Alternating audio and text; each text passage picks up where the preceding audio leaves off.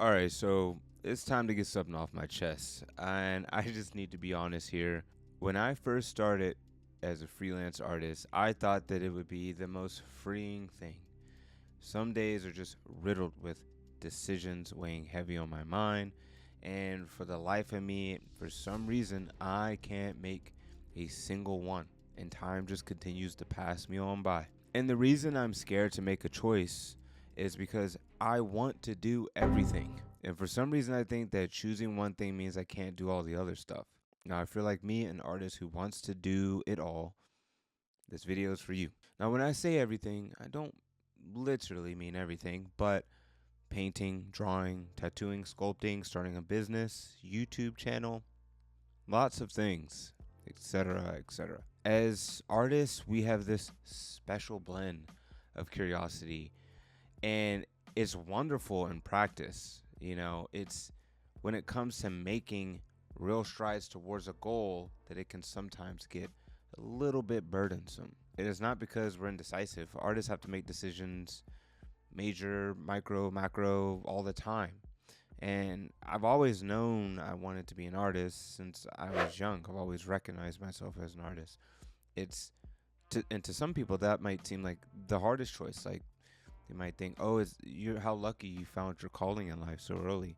But as we know, that's just the beginning of a long line of choices. Art is very, very large. It's a very large spectrum, and there's many interests and fields and skills that come with it. And in my artistic career, I've done a lot of them. I've explored illustration, done graphic design, apparel design, tattooing. I mean, you name it, I've probably dabbled in it a bit. And there's still more that I want to do, visual development, sculpting, motion design, animation. It's just constant. It's a constant hum, a buzz 24/7 that's probably always going to be there. And, it's awesome to be able to easily find inspiration in things that others might find mundane. On some days, they could just get a little overwhelming and lead you down this path of analysis paralysis and imposter syndrome and all kinds of other stuff.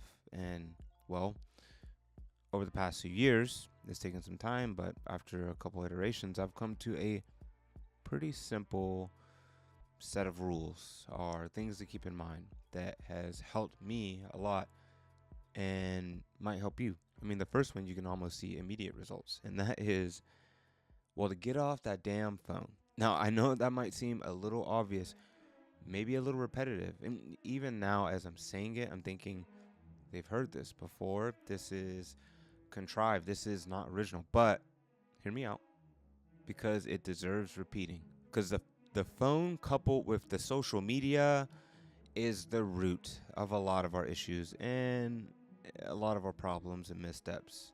It's this little accessible device, always accessible device that always is on your person and pings you about 100 different times a day, training you like some dog to come back to this highly, highly addictive application like Instagram and TikTok all day, every day. And it does nothing for you except tricks your brain's reward system to only crave the easiest of challenges and compare it to real life where that's just not reality. And some of us might defend it saying, "Oh, well, I get inspiration from there or I learn different techniques." And of course you do.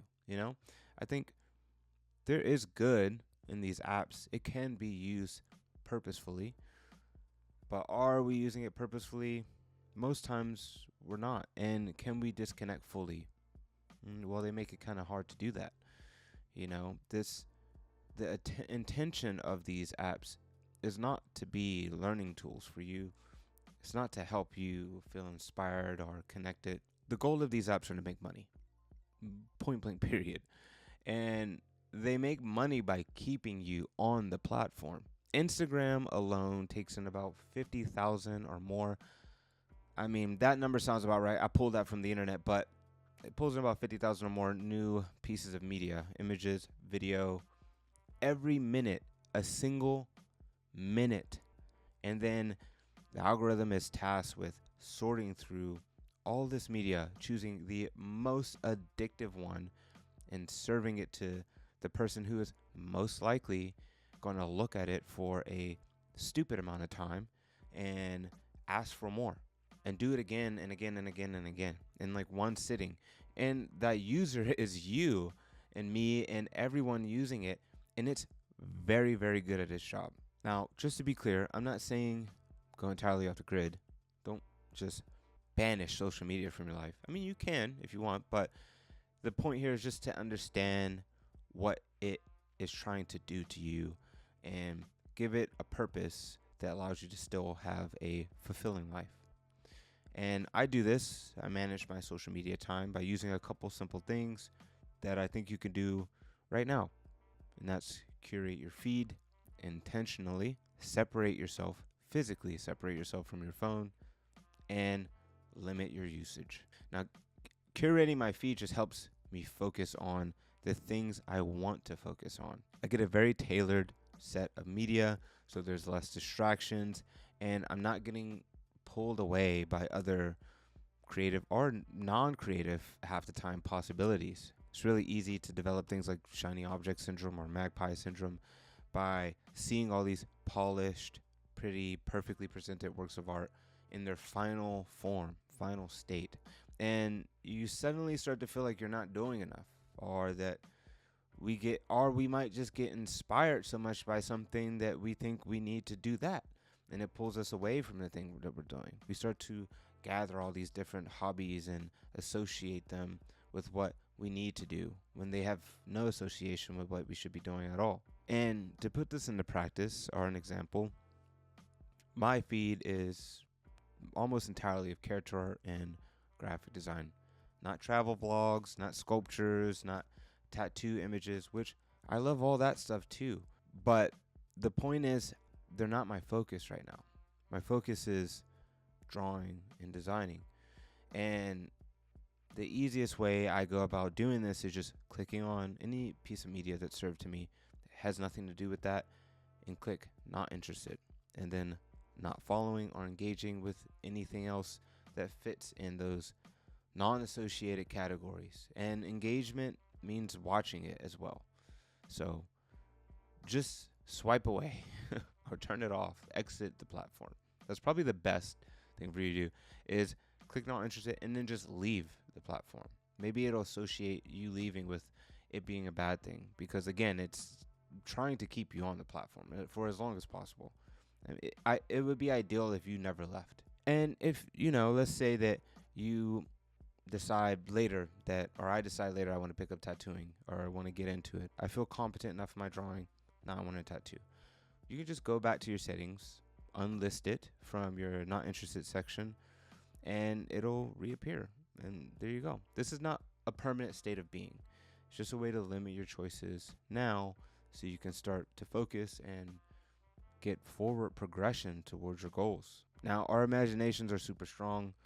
They're powerful things, and any decision can usually start this cascading series of thoughts and emotions that eventually can lead us into the trap of just overthinking and not doing anything at all, or starting something just to stop it 30 minutes later and start something new, and starting and stopping until we just done nothing except start 30 different things and never finish them. So with all those things, all those possibilities piling up in our mind, taking up conscious thought, it's really hard for us to make decisions and follow through on them, because making a decision is actually a very process heavy task.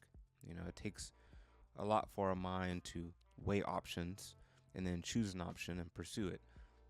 And we're out of space. And this is really true for solo artists or entrepreneurs, freelancers, because hobby's one thing, but when you're doing it as a career, it's a whole nother thing, because now it's associated with your livelihood. Here you are with no classmates to bounce ideas off of, or no project coordinator to give you your next set of tasks, or manager to tell you how good you did on the last project, or how well your progress report was. You're just all or none of these roles simultaneously, and all these things are just jumbled in your brain. So of course it's easy to get stuck in your own head. So get it out of your head, write it down, get a new perspective on it. You got to see these things outside of yourself so you can weigh your options from a different vantage point. Every idea, every goal, every random little burst of inspiration or thought, write it out. And if you're not sure where to start, you can do something called an ikigai exercise, which I did briefly talk about on a podcast. And if you want like a visual example of this, let me know in the comments below. But it's basically just a way to find out the intersection of something that you love, something that's financially lucrative for you, that can help the world, and that you're good at.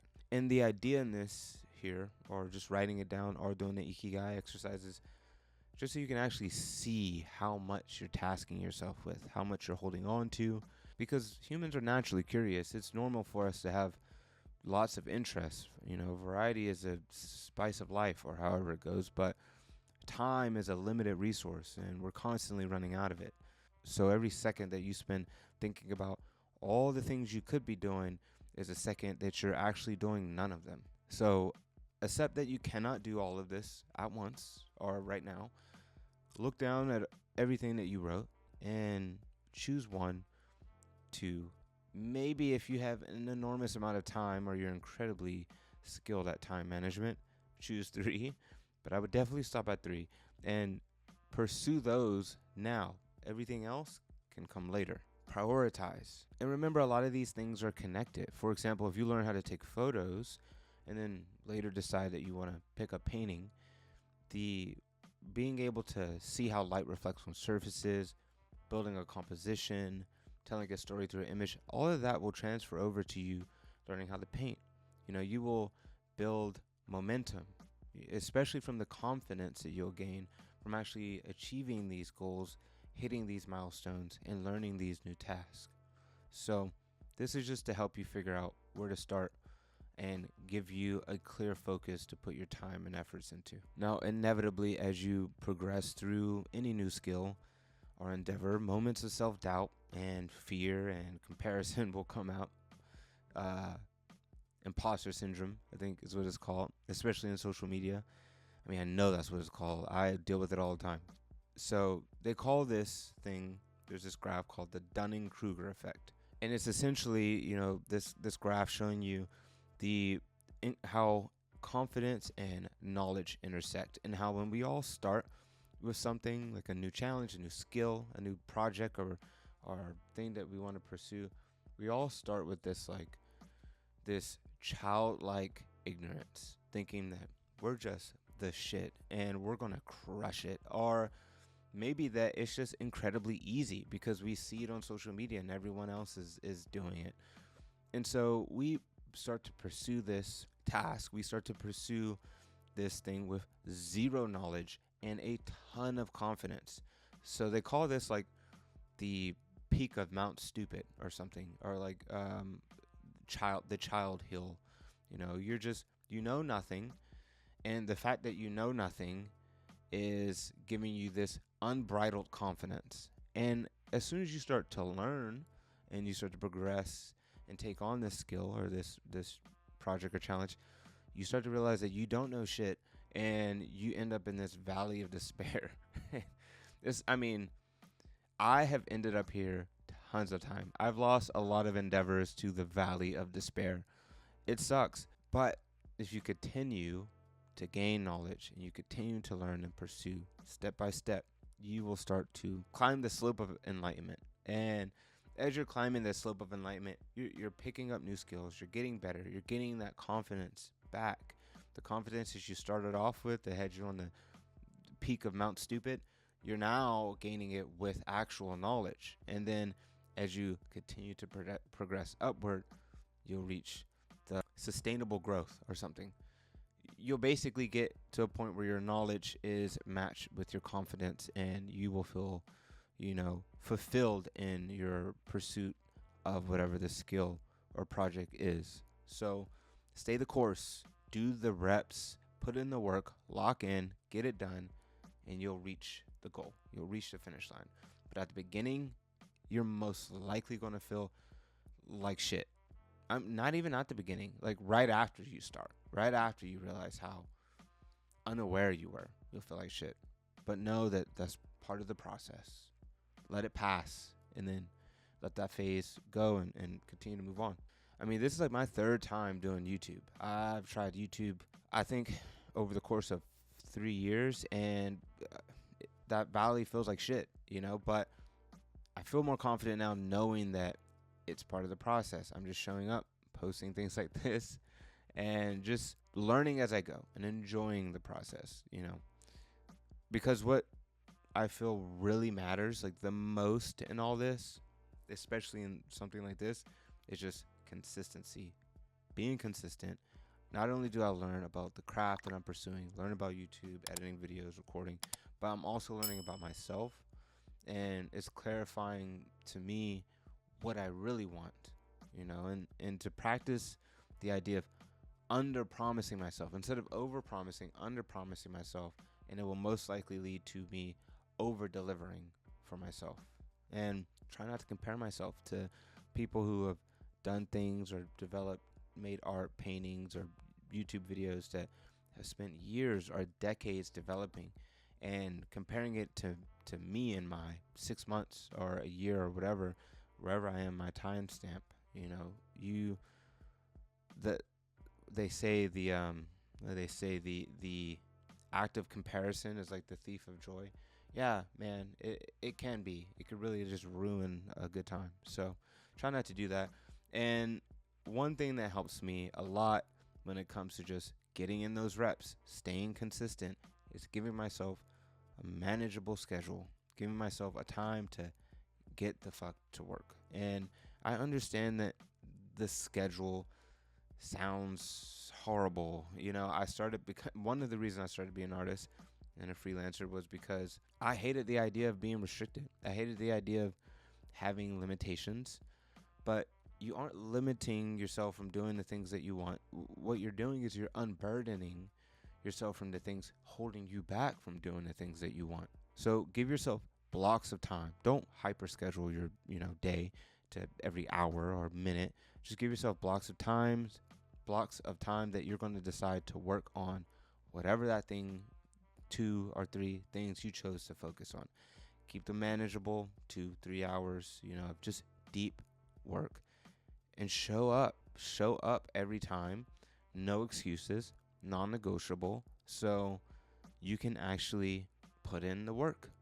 And set up small milestones as you start to progress to gauge your growth, and just continue to do the reps. Build momentum, and you'll watch the progress just stack up. And you'll realize that sometimes the biggest breakthroughs aren't from like these giant leaps, they're from just small, consistent steps forward.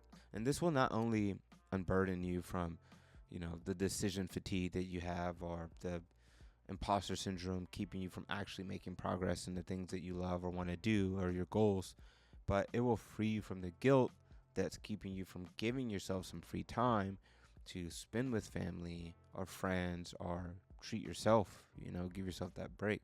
The phrase jack of all trades but master of none is silly. I mean, it might have some truth to it, but I don't believe in it. I think of more of the Renaissance man or the polymath. You could become someone who's well-rounded, who stays curious and accomplished in multiple areas.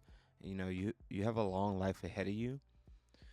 Hopefully I'm saying this, hopefully I don't like die tomorrow, but in within perspective, you have a long life ahead of you. So you have time.